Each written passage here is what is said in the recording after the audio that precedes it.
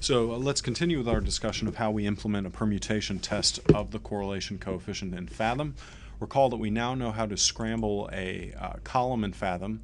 This calories per cup column is what we've been scrambling to simulate what the sample correlation coefficient would look like if there was indeed no meaningful connection between sugars per cup and calories per cup in breakfast cereal.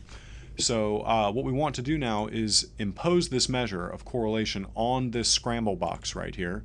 We click over from the Scramble tab to the Measures tab. I'm going to define a measure called Scrambled Correlation.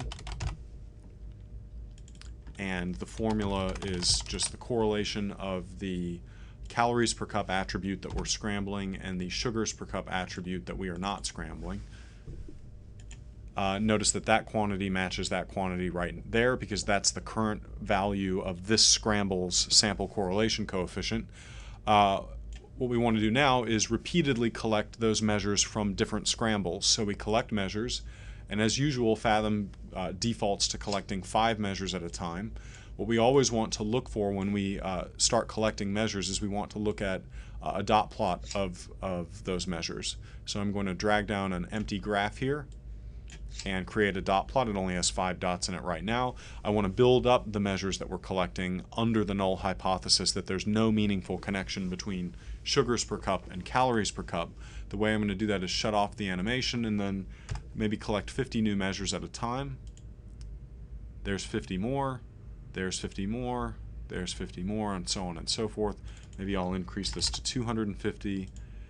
And as you can see, as we do this repeatedly, that the limiting distribution of the measures that we get when we break the connection between sugars per cup and calories per cup is not exactly normal, but it's awfully darn close to normal.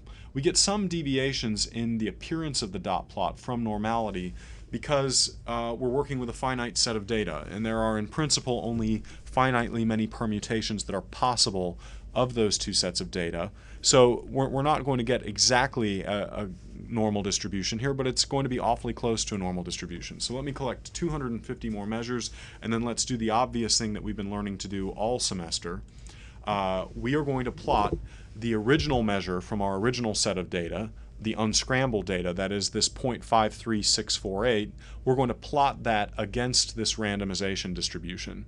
So let me right-click, press plot value, and let me plot the measure as taken with respect to our original set of data. That's 0.53648.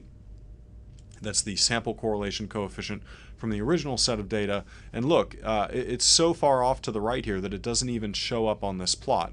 We could change the x-axis range if we wanted to see that. Let me change this to minus 0.35 and 0.55. Oh, it's going to fight me on this. But by doing that, you can see there's the blue line right there. There are no dots to the right of this blue line, and so we don't even need to bother to compute an empirical p-value. The empirical p-value would be estimated to be less than 1 over 1955, since we've collected 1955 measures and discovered none of them that exceed the threshold 0.53648.